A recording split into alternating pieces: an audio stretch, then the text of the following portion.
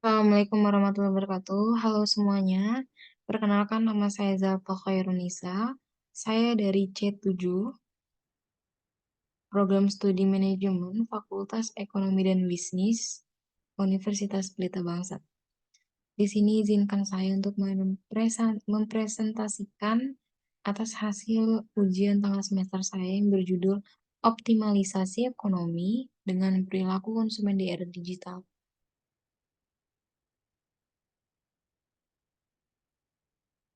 Yang pertama di sini saya akan menjelaskan tentang latar belakang terlebih dahulu.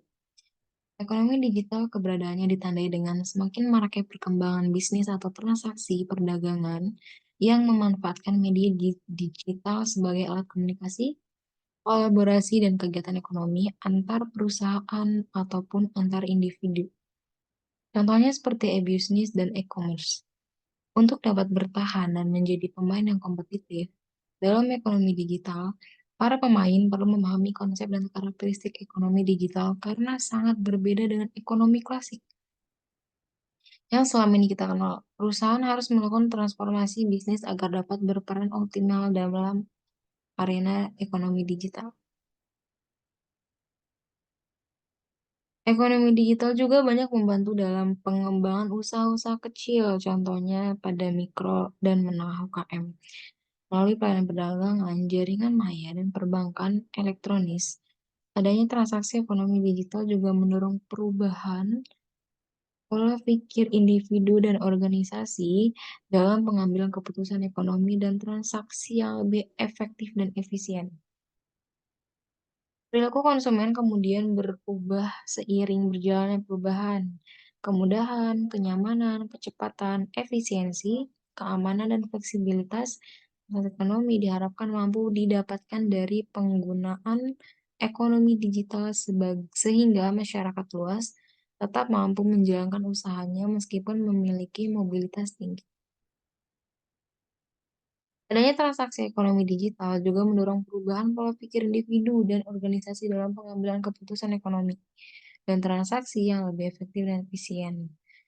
Pada umumnya, pembeli atau konsumen merasa enggan apabila mereka mempunyai aktivitas penting yang sulit untuk ditinggalkan, sehingga kemungkinan kegagalan transaksi pembeli semakin meningkat. Ekonomi digital ini secara bertahap mengantisipasi hal tersebut berupaya menjaga kepercayaan konsumen ataupun pembeli. Di sini saya akan menjelaskan tentang pembahasan optimalisasi ekonomi.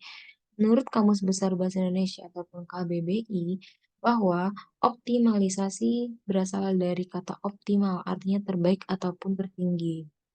Secara umum, bisa dibilang bahwa ekonomi adalah sebuah bidang kajian tentang pengurusan sumber daya material individu, masyarakat, dan negara untuk meningkatkan kesejahteraan hidup manusia.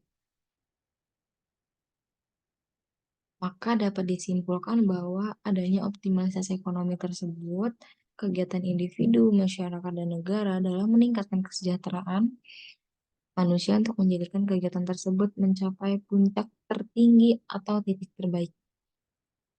Ada juga yang namanya ekonomi digital. Jadi ekonomi digital di sini konsepnya yang pertama kali diperkenalkan oleh Don Tapscott. Ditulis dalam bukunya The Digital Economy, Promise and Peril in the Age of Network Intelligence. Dalam bukunya, Tapscott menyatakan bahwa ekonomi digital juga disebut sebagai ekonomi baru.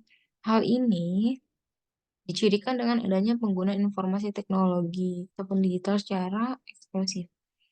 Tetapi ekonomi digital tidak hanya merujuk pada pasaran teknologi saja.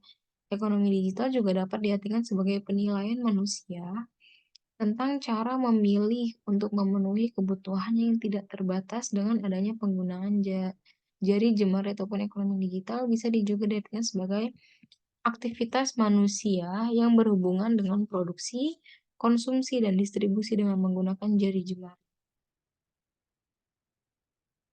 Dalam teori pertumbuhan ekonomi, perubahan teknologi dianggap sebagai faktor paling penting dalam proses pertumbuhan ekonomi.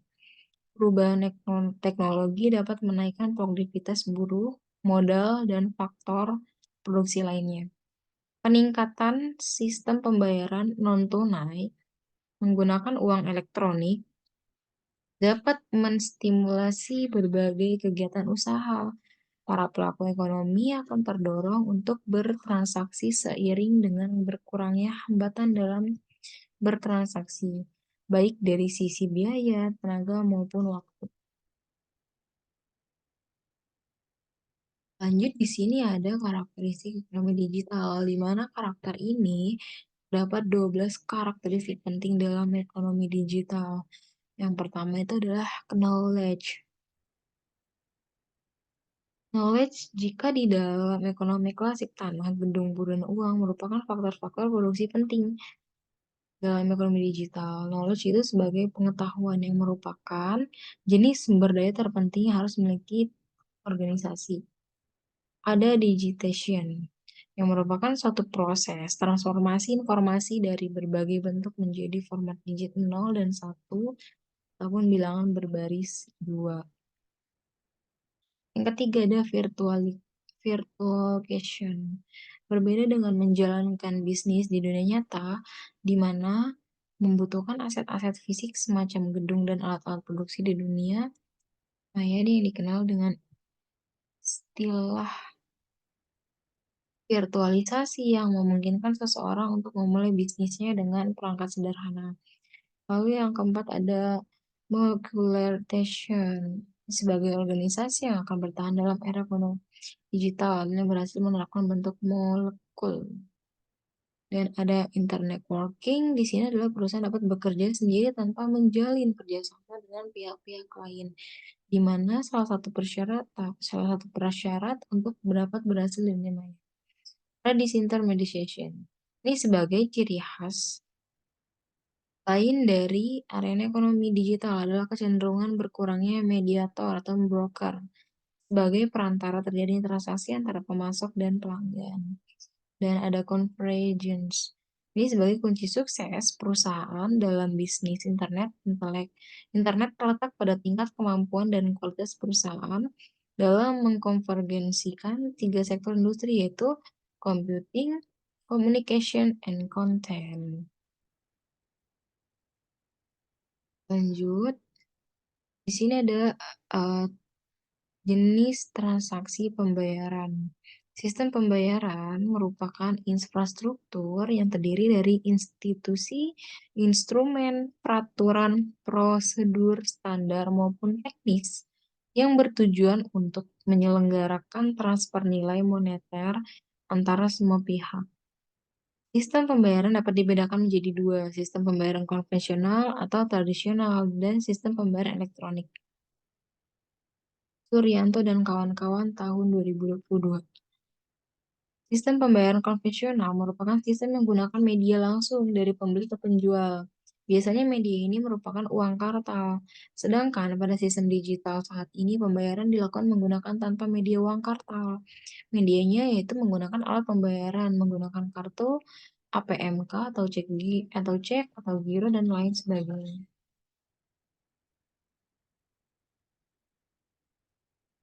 Sistem pembayaran teknologi atau digital terdiri dari online credit card transaction, digital wallet, digital cash, serta wireless atau mobile payment system.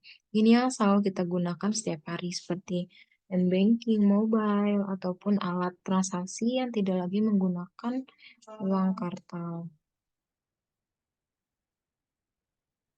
Ada yang namanya pasar digital, di mana pasar digital merupakan pasar yang identik dengan kegiatan ekonomi yang sangat tidak dipisahkan dan kehidupan sehari-hari.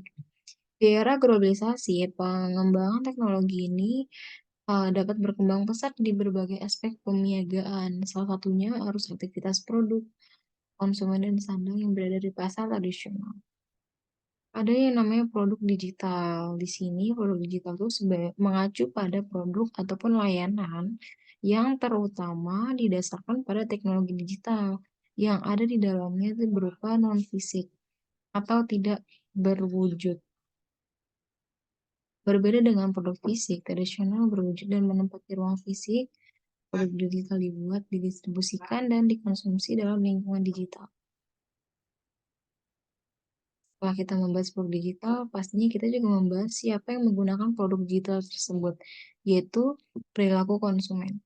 di mana perilaku konsumen ini ataupun sing disebut sebagai consumer behavior sebagai interaksi dinamis antara pengaruh dan kognisi, perilaku, dan kejadian sekitar kita di mana manusia melakukan aspek pertukaran dalam hidup mereka.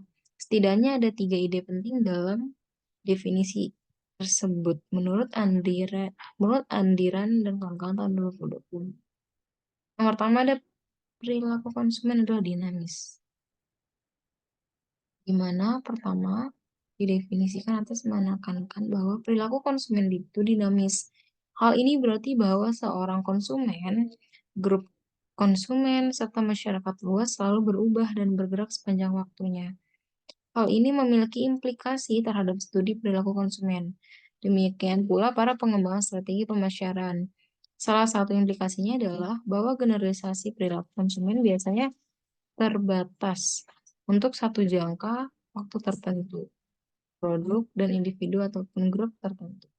Yang kedua, perilaku konsumen melibatkan interaksi di mana keduanya saling ditekankan dalam definisi perilaku konsumen. Terlibatan keduanya dapat mempengaruhi kognisi, perilaku, dan kejadian sekitar. Hal ini berarti bahwa untuk memahami konsumen dan mengembangkan strategi pemasaran yang tepat di mana harus dipahami apa yang mereka pikirkan dan mereka rasakan sebagai pengaruh dan apa yang mereka lakukan sebagai perilaku dan apa serta di mana itu sebagai kejadian di sekitar. Dan yang terakhir ada perilaku konsumen yang melibatkan pertukaran di mana hal ini membuat definisi bahwa perilaku konsumen tetap konsisten dengan definisi pemasaran yang sejauh ini juga menekankan pertukaran pada kenyataannya. Peran pemasaran adalah bentuk menciptakan pertukaran dengan konsumen melalui formulasi dan penerapan strategi pemasaran. Dan di sini pun ada pengaruh yang mendasari perilaku konsumen.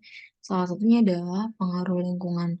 Sangat jelas bagaimana faktor lingkungan ini menjadi unsur-unsur yang terdapat di luar individu, yang dapat mempengaruhi konsumen individu, unit pengambilan keputusan, dan para pemasar. Adapun faktor-faktor eksternal yang mempengaruhi perilaku konsumen meliputi budaya, ada kelas sosial, ada pengaruh pribadi, ada keluarga, dan situasi. Perilaku konsumen pada era digital. Evolusi ini digital berimbas pada pola hidup seseorang dalam mengemban tugasnya. Sebagai seorang konsumen, dahulu orang membeli baju harus ke toko memilih dan memilah baju yang harus dibeli, mencoba dan kemudian membeli. Namun saat ini dimudahkan dengan cara pembelian secara online. Orang tidak harus ke toko, jadi cukup dengan memesan lewat aplikasi ataupun disebut dengan online. Perilaku konsumen saat ini dengan yang dulu sudah mengalami perubahan yang sangat pesat.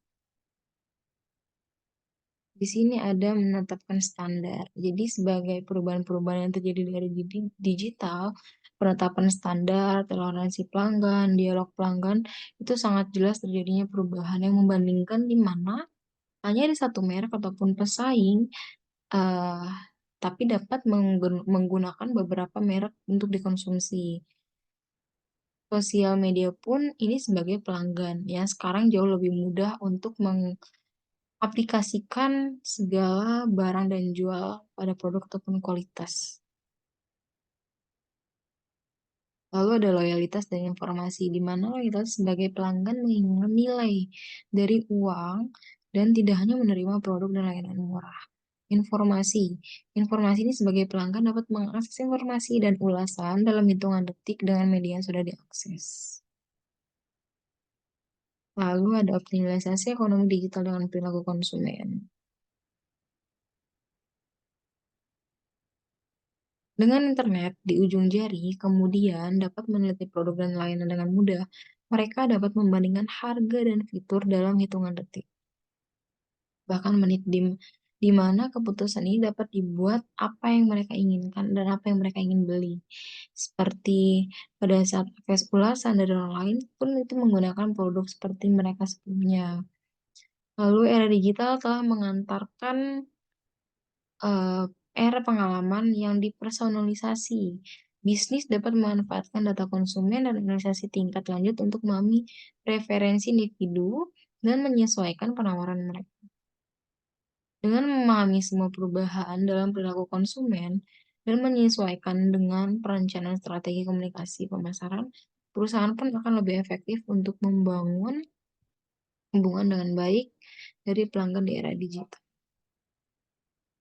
Baik, dari apa yang saya sampaikan, sebagai kesimpulan di presentasi kali ini adalah optimalisasi ekonomi merupakan kegiatan individu, masyarakat, dan negara dalam meningkatkan kesejahteraan manusia untuk menjadikan kegiatan tersebut mencapai puncak tertinggi ataupun titik terbaik, di mana ekonomi digital dapat diartikan sebagai perilaku manusia tentang cara memilih dan memenuhi kebutuhan. Karakteristik ekonomi digital antara lain itu seperti yang tadi kita jelaskan, ada knowledge, ada digitization, virtualization, ada modularcation, internet working, dan lainnya banyak sekali. Jadi pada metode pembayaran pun di sini sebagai karakteristiknya itu seperti online, credit transaction, ada mobile banking, digital wallet, dan macam-macam.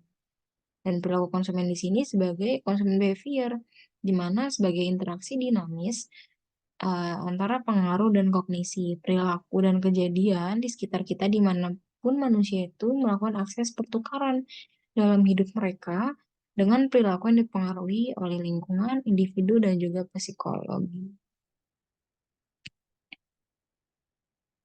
Baik, mungkin dari presentasi yang saya jelaskan cukup pada di sini. Kurang lebihnya saya anggap di sini saya hanya memenuhi tugas untuk menyelesaikan ujian semester saya. Sekian dari saya, terima kasih.